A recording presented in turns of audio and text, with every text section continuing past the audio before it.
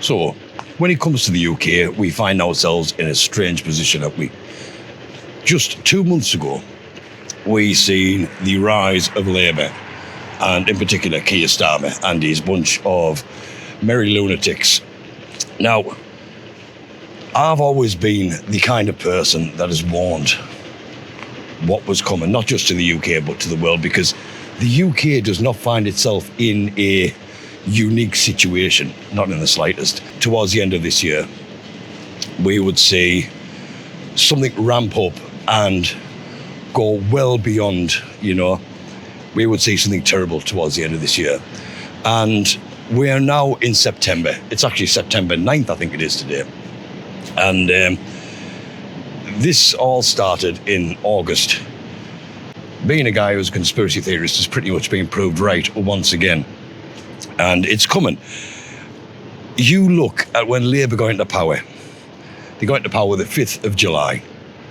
In his opening acceptance speech was, the WEF tagline, "We're going to need a bigger reset." And that's important because Keir Starmer is a globalist. He's part of the WEF family. He's publicly come out and chose Davos over Westminster anyway. Now, when you talk about the Great Reset and getting what you want, there comes a point where you have to start implementing these things. And this is Keir Starmer's job. Look back to the 6th of July, and it come out all of a sudden from nowhere about our prison crisis, how the overcrowding of prisons was a major issue. Now, had we had foresight to see exactly what he meant by this, the implications it would have on the British public, this would have been pulled from day one, but it wasn't. We didn't see that till around 25 days later to the reasons why he highlighted the prison issue as a major issue. This is because we found ourselves in the position of having a prison issue. Now, how could we deal with that prison issue? Could we begin to build more prisons? Could we deport illegals that's actually in our prison, which is, estimated between 10 and 12,000 people? Or could we just take the toddler approach and release criminals early? Now, there was a famous one of a very nice gentleman called something Natty, who was in for manslaughter for his part in murdering a 14-year-old boy in Newcastle. Now, 6 months into his sentence, he's getting released, and although the government come out and said, we are not releasing dangerous people, we're not releasing violent criminals, we're not releasing domestic abusers or anything like that. But we've had a few whistleblowers coming out now and stating a lot of time when you're in prison for multiple offences. Now, there has been a few highlighted, I'm out of breath, there's been a few highlighted where they're in for multiple offences. One in particular is a sex offender, but he's also in for driving offences. Now, this guy was seen to be getting early release because they've looked into his driving offences and totally overlooked his sexual offences. So that's a bit concerning. Then you had the Labour Party and Home Office coming out and even getting Sky News to report it that, they are going to try not to release domestic abusers. Now, it's the word and the use, try. So they've already given themselves a back door there, haven't they? Because, yes, violent criminals are going to get released. We're set to release 1,700 criminals tomorrow. Now, when you put all this together, right, you have a prison crisis. So the way you are going to deal with that prison crisis is to release criminals early.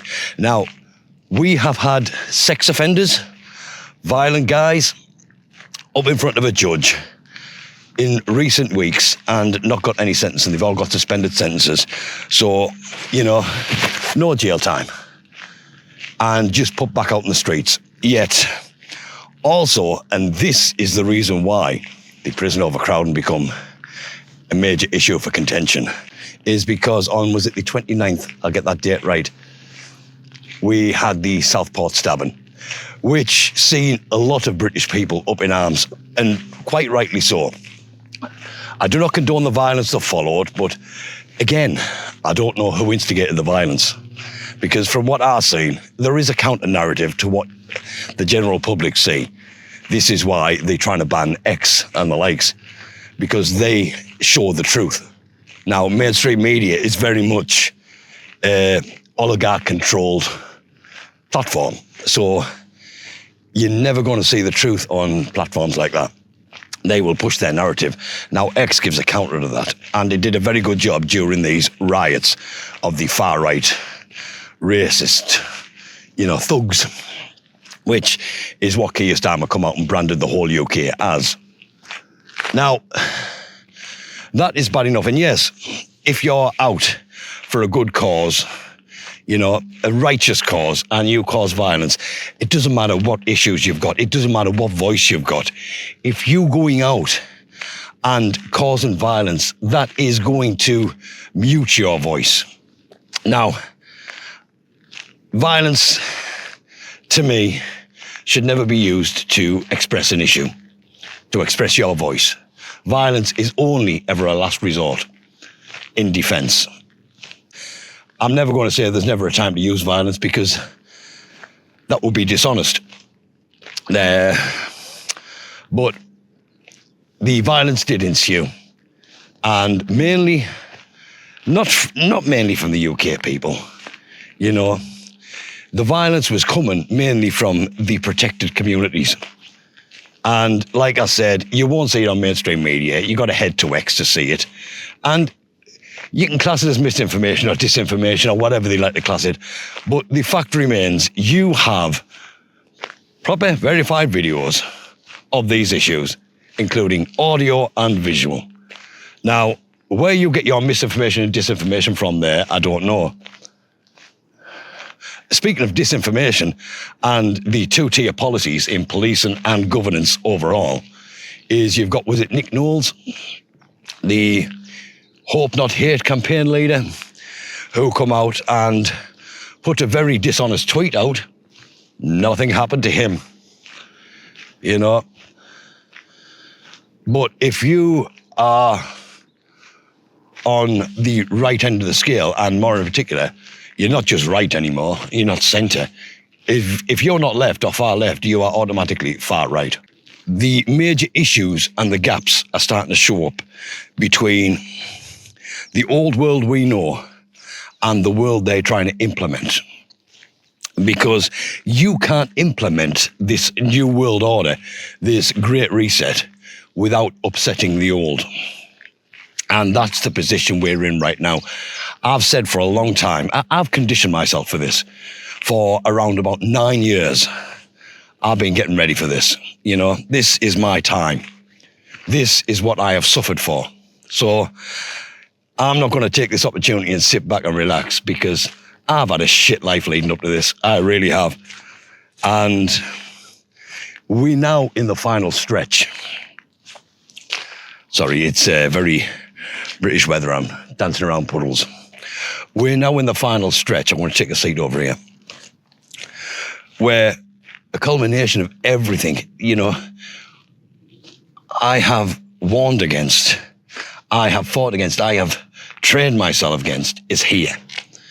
Now, I'm not going to say I've enjoyed putting my life on hold. I'm not going to say it's been any amount of fun. And I certainly don't want to say, told you so, I was right. Because all this time, I would have loved to be proved wrong. And I mean that from the bottom of my heart. I would have rather suffered for 9 years and realised it was all a waste of time. I say suffer for 9 years. In 2021, I did take a step back and tried to live a normal life, but I cannot. It's not me. And all living a normal life did was bring me misery, because I couldn't give this up. So That's the position I'm in. And I said for a long time, we need to stand up against these, but we haven't got the numbers. We need numbers. Because we have all the power in the world. We really do. But when you have the powers that be causing so much segregation, causing so much divide in the nations, and I say nations because this isn't just the UK issue.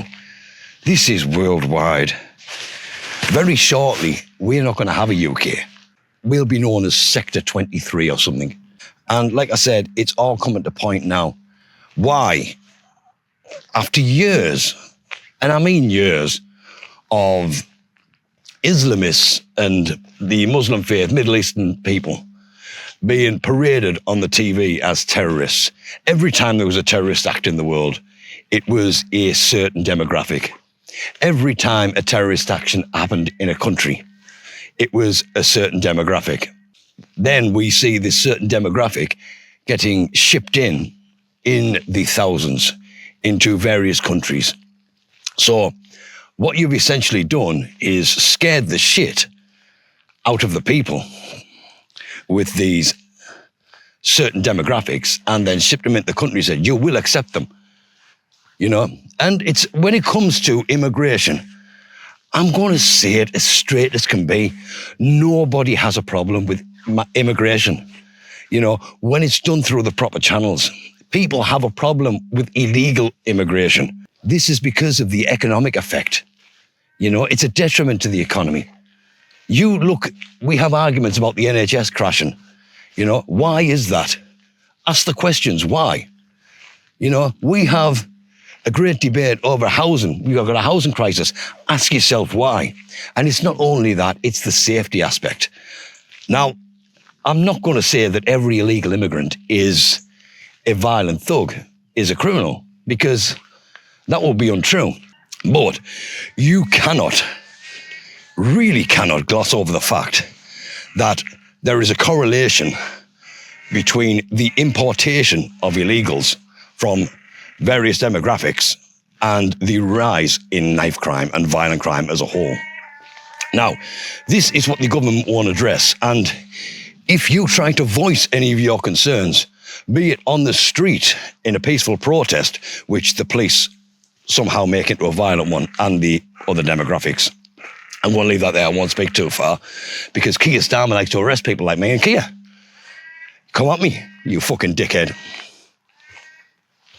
You know? And if Keir wants to come after me, I'm not hiding my face. You know where I am. You know every detail about me, of course you do. But people cannot post their issues on such as this, on Facebook, any social media platform. People cannot air their concerns. People cannot raise their voice, have their voice heard. Now, you've got to ask the question, why? And the why is simple. Because anything that goes against their narrative has the power to tear down their narrative. And they put a lot of hard work into doing what they're doing. So that's what we have there. And that's why we're seeing people imprisoned. And also, when you see these people imprisoned, they're imprisoning the ones who have proved themselves that they will fight and stand up for what's right. They will make their voice heard. So strategically, they are getting these people off the streets and out the way so they have less resistance. You know, it's like COVID.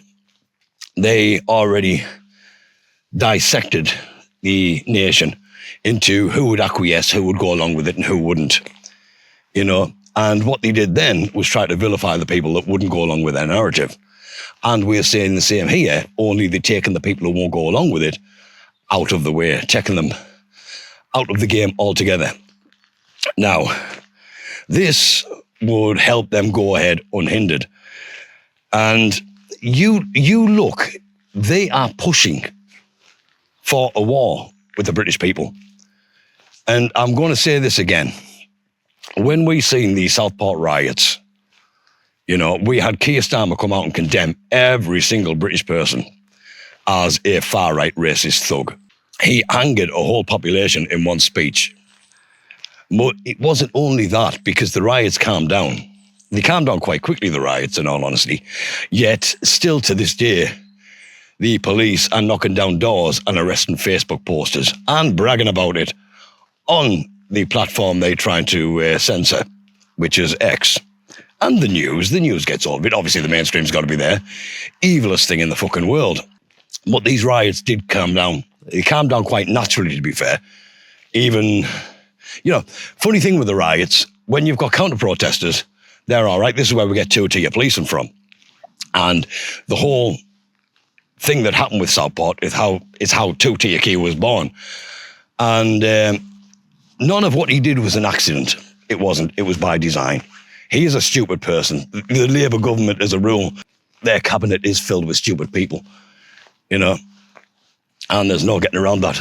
Once over, politicians had to be well-spoken, articulate, intelligent, but nowadays, that's all out the window. So Keir Starmer did vilify the UK and called us all far-right thugs, which angered the UK. Then, why I say they were pushing us into response is because in that same week, and I mean that same week, we got a report from Sky News. There's certain things you should censor at certain times. Like, when these stabbings happened, the temperament of the UK was rising. We were switching into anger mode because, yes, an assumption was made on the killer of these poor children, by the way. These 3 very young girls. People did make an assumption, yes. Was the assumption right? Not 100%. But there were people there. There were people that could describe the killer. And the UK has a history of witnessing these things, and it always seems to be the same demographic. So to make an assumption should not be vilified, should not be illegal, because it was a pretty natural assumption to jump to. And like I said, wasn't overly wrong. What was wrong, and in my opinion, done on purpose, was the withholding of the information to make sure they got the outcome they desired, in my opinion. And like I said, I say this because in the same week, we had the report from Sky News. We saw the highest number of illegal immigrants come across by boat in one day since Labour took over, which was 600. And that was another push to an already volatile nation. Then we had the social housing reform, which then stated they were changing the stipulations for illegal housing, making them a higher priority. Again, angering the British people, and including that terrorists were included in that too. So again, just pushing the British people a little bit further. Then we had the pensioner thing. Pensioners are just things. They're in the way. So what this government's going to do is, hopefully, they're trying to freeze them out. So when the cold weather comes and the pensioners can't afford to heat their homes, they just hoping they will fall by the wayside and not be a problem to them no more. Now, that seems pretty callous, and I don't mean it to sound a callous way, but I believe that's how they think of it, because they announced the cut to the pensioner fuel, the pensioners' winter fuel payments. So they say they're going to mean test it, but that's 4 things to anger the nation in 1 week. Not long after that, while he's still knocking down doors and letting his Stasi police arrest 11-year-old boys, he then come out with a brilliant idea of banning smoking in pub beer gardens. And, I remember when they put the smoking ban in for pubs back in the day, and I wasn't happy about it then, and it did, for a while, have a knock-on effect for publicans. But eventually, I grew to like that because it was more pleasant being in a pub without smoke. It is nice if you can find a good pub, which you can't find anymore, that has a good stop you back and gets the ashtrays out. But when they did that, they then pushed publicans to build serviceable beer gardens so their patrons could then go out and smoke in the backyard. Still have the pint in the hand, still have a cigarette, and still can continue the conversation. Now, publicans this time are really going to suffer. They're going to feel the effect of this smoking ban, because I'm a smoker myself, and believe me, it's not an easy habit to kick, not at all. I've tried various times and failed. So we got that. Now, we also got to head back to the immigration problem, because we do have a huge number of illegal immigration. Now, to combat illegal immigration, you would think they would combat illegal immigration. And no, all they did was change the naming of it to irregular migration. Now, what they've essentially done there is just do what they always do, changing words, making words softer, and removed any implication of legality out of it. Because illegal immigration says, well, it's illegal, it's in the name. Now, when you get the world used to irregular migration or irregular immigration, then it no longer has that association with legalities, does it? And we also have RAF bases around the world. I think it was RAF Scranton, which were meant to house these immigrants. Now, these have since changed. You know, I think they're just closing them down now and using Operation Scatter. Now, a lot of people, certainly where I'm at, we have a very low influx of people, and you find it mainly in the main cities. You know, big cities is where we have this high concentration of illegal immigration. And coincidentally is also where we have the highest concentration of violent crime and stabbings and somewhat. So, yeah, do with that as you like. But Operation Scatter would see them scattered between more towns, more villages, outskirts, you know, the most random places. So, yeah, if you're not bothered about it now and it doesn't affect you, yeah, just wait, because it's coming. And that's what they're trying for. We're at the point now where UK government has caused mass divides and mass unrest and destabilisation of the whole country. Now, I was on a bus last week, and do you remember when we had all these terrorism reports, when they were saying that every terrorist action that was going on across the world was a Middle Eastern demographic that was causing them, and we would never negotiate with terrorists and all that. We had all the same old propaganda. And whenever somebody seen a Middle Eastern man or Middle Eastern person on a bus with a backpack or a carrier bag, everyone got scared, right? It was a very similar situation to that, because I was sat in the bus and these two Middle Eastern men got on the bus and sat down. One of them had a bag, one of them did not. And you could feel the tension, and I looked around and the nervous disposition on people's faces. Now, bear in mind, I said that I'm from a pretty small village and we're not really affected by any of this, yet the propaganda has reached us, because people on that bus looked really uncomfortable. And it gets worse than that, because the knock-on effect is them two Middle Eastern men who did nothing wrong.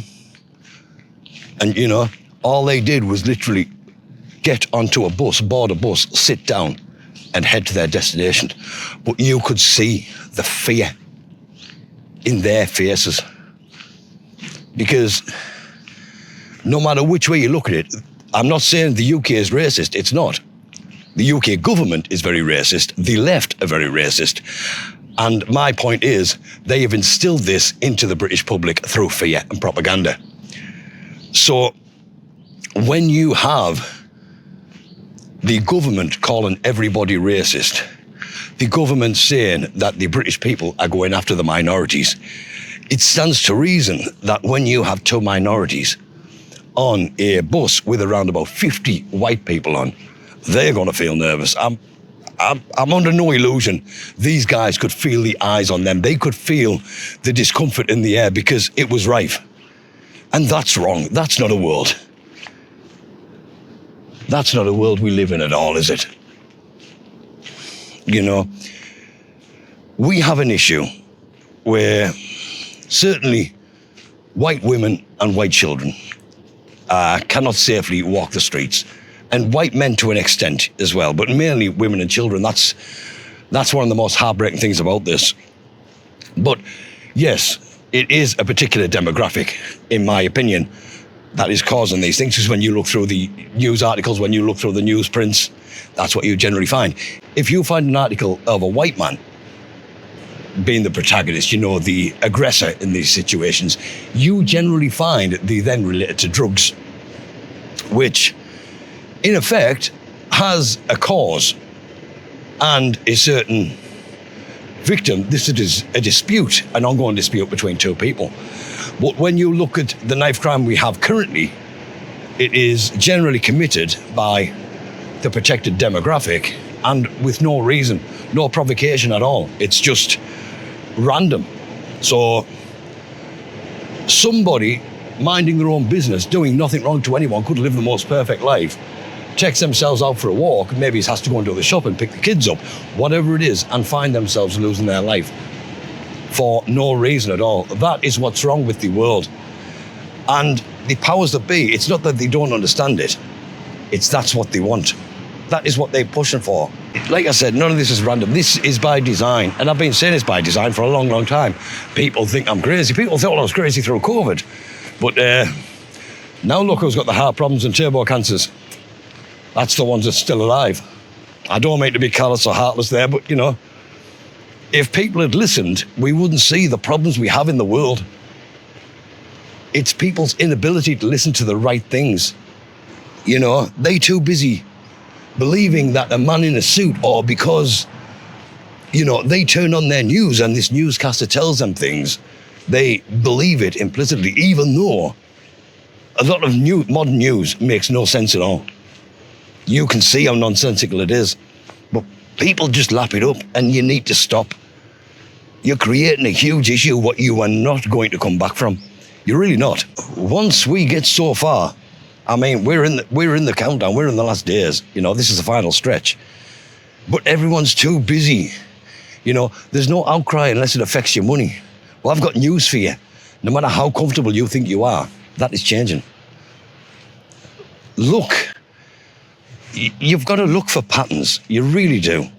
I think I'm going to zip back to the studio and finish this off in there because it's really rather wet. So I'll be back. Right, guys, it's a lot warmer in here, isn't it? And it's a lot more drier. We were verging on the argument of money and how money's got to change. I think that's a whole video on its own. Right now, we want to tackle the way the government is using immigration and the prison service, the law against the British people. That is what we're currently facing, the weaponisation of the legal system to punish British nationals and give a free pass to protected minorities. Essentially, that is what is happening. You have to bear in mind, we are set to release 1,700 criminals tomorrow and more by the end of October to free up prison spaces because of the prison crisis, the overcrowding crisis. So please explain to me why we are imprisoning people for Facebook posts, for not so much being an active part, and for not so much being an active part of a riot, but even attending them. Even attending a riot, a protest, or even observing, standing and observing, not taking part, is seeing people face prison.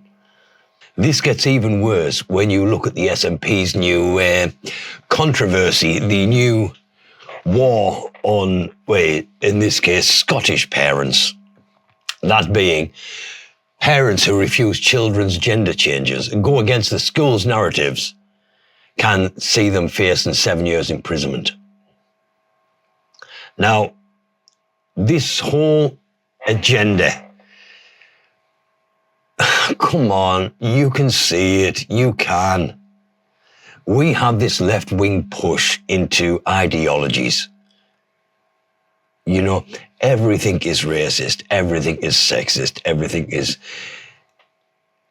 that's wrong suddenly becomes right, and everything that's right suddenly becomes wrong. Now, I'm a parent, and No matter what my children grow up as, if they want to be gay, they can be gay. When they get to a certain age of understanding, i.e. an adult, and they do want to change their gender. Now, although I may find this unnatural, it is something I will accept. But I will not allow a child to change their gender. Because one, the way this thing is pushed is to make it a fad. It's to make it cool. That's why they push it in schools. This is why we have such an explosion of left-wing politics, manifesting in the real world. It's because it's pushed as cool. It's a fad. Now, the argument I've got about this 7-year sentence for not allowing your child to go through this gender realignment process or not accepting their genders is coincidentally the same as what the Americans have, right down to the term limit of 7-year imprisonment. Now, I keep on saying, if you want to see the state of the world, it is not organic, it is designed. Why do you think everything happens across the world? It is not just in the UK, it is not just in Scotland. You need to understand, you really do. Because it's not hyperbole. We are losing our way of life. Life as you know it is changing right under your nose. And I have to admit, I've went through the past 4 years calling the public stupid. I really have. Stupid sheep. And I don't like calling people that. And especially thinking back to 9 years ago, I was in your position. Maybe it's not as susceptible to the bullshit, but I was certainly in your position. And I do not like calling people stupid. A lot of people have been conditioned over the years to believe a set narrative. Now, I understand that. But how much stupidity are you going to accept before something clicks in your mind and says, hang on, this is not right? It has to come to a point that has to happen. It really, really does. And if this happens and you still sit back and allow it, you have no idea what you're doing. It is selfish. Because look, especially people my age, we remember what life was like 4 decades ago. We remember what life was like 2 decades ago and leading up to this point. And we can see the stark difference. It is vastly different to the way technology moves. That's one thing. But the way life as a whole moves is a totally different thing. Now, these two have come together to make a coalition to change your life as you know it. And like I said, I call it selfish because we don't have long left for the world, really.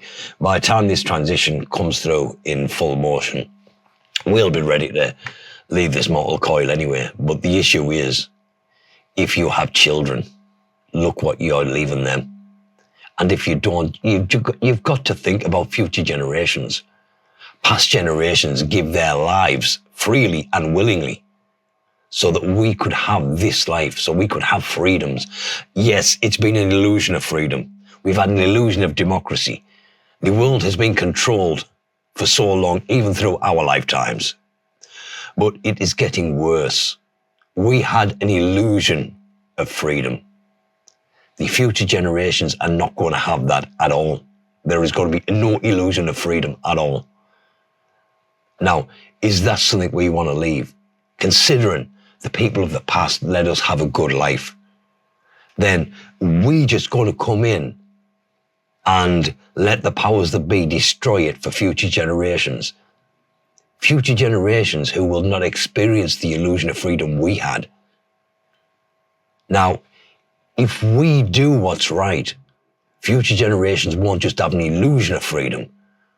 They will have something we've never experienced, which is true freedom. Now, I believe it's our duty to give them that. And all it's going to take from us is a little bit of sacrifice. For some, it'll be a huge sacrifice. For others, It'll be the ultimate sacrifice. But the benefits outweigh everything else. Because trust me, just this next year alone is going to be hell for you. It is going to be hell for all of us. And 5 years down the line, you will not remember this world. You will not remember the life as you've led it. Now, you might think that's over the top, but trust me, it's not. I've seen where this is going. I've seen how it ends. These guys don't have full control. They don't have full power. We do. We dictate everything that happens. And we really, really do. See, people don't understand that we have the power. Now, I keep on coming up with all these scenarios. I keep telling you everything that's going wrong with the world. Now, it would be helpful if I told you how to fix it. Well, I can tell you how not to fix it. Because like I've already explained, they are pushing for us to push back. So the worst thing we can do is physically stand, even just as a quiet protest. Even a quiet protest is going to turn into something violent. Even if we don't make it violent, there will be instigators to do so. Now, obviously, if that's like I believe they were pushing for this pushback from us, they must already have a plan ready to go for that. So that's not going to be the way forward, unless the only way that could ever happen, if we could solve divides and stand as one. If we can't stand as one, whatever they have got designed to cut us down is going to work. It's going to be 100% successful. If we were to stand with no divides, then their success rate drops significantly and ours rises. But do you honestly believe, with the amount of segregation we've got in this world, certainly in this country alone, can you see us standing together? We need to find another way. And like I keep on saying, that way is financial. You know, I alluded before, I've lived my life in a certain way. Now, that certain way involves me conditioning myself to have nothing. I don't attach my happiness to things. My happiness is independent of things. I don't tend to live outside my means. Now, I had a brief, well, I say a brief, it was like 3 years, where I was falling back into this, but still, I never fully transitioned back into it. Now, I purposely starve myself, not healthy, you know, but it works. But I purposely struggle and do without. And I earn enough just to survive. That's all I need to do. That's all any of us need to do. Because right now, until we can heal the divides, the only power we've got is financial. The same thing that controls you lets us exert our control onto them. All we're doing is transition and twisting the power. But you need to make sacrifices. We all do. Now, if you don't, you might have another year max of your comfortable life. You know, you might be able to enjoy your things for a little bit longer, but look at how they are treating the pensioners. This is the biggest clue. Because I keep going on about the Great Reset. If you haven't heard about the Great Reset, I've got a video, or you can go and read about it. This is the concept of you will own nothing and be happy. Now, this means owning no car, no house, no real things in the property you stay in. The property is not yours, you just lease it. Everything will be provided as a service. We've seen life going down this road for a while now, haven't we, with forms of entertainment and the likes. But that is where they want to drive you. So you will own nothing, but somebody will.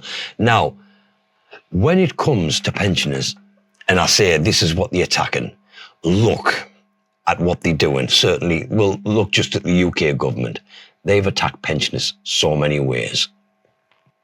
They have stopped the winter fuel payments and now made it means tested with an excuse of that the really wealthy don't need it. But the knock-on effect to that is if it's means tested, and they talked about council tax bands, which council tax bands haven't been upgraded since, 91? Now, a lot's changed in that time between wealth of villages, towns and stuff like that. Streets lose value and gain value all the time. And the council tax reform hasn't happened since 1991, as I'm aware, as I'm led to believe. So you means test it like that. But then also they're on about raising the age of retirement. And also they want to affect pensions, government state pensions. Now, you might sit there and say, oh, it's just another strain, it's more pay. It's more something the government have to pay. There's a £22 billion deficit. BS, by the way, BS. You look at the amount of money they're wasting. 11 point something billion on the African climate aid, you know. Billions on millions and billions on public sector pay rises, which outweigh inflation and the unions. Look at what they're wasting money on. This is bullshit. And when you consider the winter fuel payments alone only come to 1.6 billion. When you look at all the other spending, that is low. But it's not only that. You've got to think we pay national insurance. You know, so when we get to the point of retirement, it's not a case of the government's giving us 11 grand a year. It's the case of your national insurance is paying you back. Think of national insurance as a savings thing, if you like. You know, because national insurance does actually cover your pension as well. So it's not a case of the government's giving you free money, but they've been trying to attack the pension for a long time. Now, if you were to move forward and had a plan for a great reset where you own nothing and be happy, you could sit there and think, well, how would that work? I own my home. Well, how easy is it to own a home now? What I mean by that is you think they raising taxes. Come April, taxes, I think, are set to go up by 10%. We're looking at about a 10% tax increase across the board. Now, add that with the current cost of living we have, the inflation prices, the mortgage interests, the standard interest, and how stagnant wages are. Everything is rising apart from your income. Now, it doesn't matter if you own your home. If you have a mortgage on your home, you're going to get outpriced on the mortgage, which there is a good chance you will fall into default, because don't forget, a lot of jobs are falling by the wayside for AI. These all come together to make something seriously fucked up for you. So if you can't afford your mortgage, your house gets taken. If you can't afford to live, you'll either have to consider selling your house or remortgaging it, which either way, you're going to sell your house, not have a house, or you're going to remortgage it, not be able to keep up with the repayments and lose it anyway. Now, when you attack the pensioners, it makes perfect sense to them, because pensioners, a majority of them own their own homes. Now, if you suddenly cut pensioners down by making sure they have less money, rather than leaving their house to family, they may have to sell their house to survive their final twilight years. Now, it's also been a thing for years, many years, which has always been unfair. When people get to a certain age, they are put into care homes. Now, you can have old Billy in room 6. Now, old Billy doesn't have his own home. He lives on benefits, but he's in this room. Then you've got Ethel in room 5. Now, Ethel has had a good life. She's worked all her life and she owned her own home. Now, they've both got the same room in the same care home, getting the same care, eating the same meals. Yet Billy has got his on the state. Ethel, because she has a house, which could be left to her family, is heavily convinced to sell her house to pay for her accommodation and care. That's been a thing for years, which has been so unfair and unbalanced. You see, they don't want old people owning homes, because old people owning homes, chances are they're well out of a mortgage, so can't get stiffed over on the mortgage. And a lot of people can be starting to think, do you know what, the cost of living is going to affect me for a short time. I'm not going to be here for much longer, you know. But the idea is to take as much property as they can for themselves. And for the ones they can't take, they make it harder for you to maintain. Think about that. Then ask yourself the question, why are they going after old people? Because once they're done with that, do you think they're going to stop with old people? Or are they just going to move down the list until eventually they get to you? Because they are going to take everything. They are going to take everything they can. You believe me. And once it's done, it's done. This is why I say look for the patterns. Look at what's happening in the country. Then look at what's happening in the world. Put it all together. It's not all doom and gloom. And a lot of you won't like this, but a lot of this hinges on Donald Trump getting into power in the US. Now, I'm not saying Donald Trump is one-to-one going to help us, but whatever happens in the US is the superpower. Everything happens in the US and is spread out the world. Now, if Trump changes a lot of these policies in the US, it's going to have a knock-on effect across the rest of the world. That's why I keep saying Trump being in power in the US is important to the world. And I believe it's then when we have our main chance. I've been humbled. I have been humbled over the past 3 months because I've seen a lot more people waking up. But still, very few and far between, and we still have this huge segregation. So if it is left down to us to save the country and the world, then I don't have much faith, because we live in a very, very selfish and greedy time. And I'm looking right now, and I don't think any of you care about the future generations, do you? No, because it's just got to be about you right now. You don't want to suffer. But here's the truth. We're all going to be gone soon. That's a guarantee. Some sooner than others. And that is a guarantee. And yeah. I think that's all I need to say.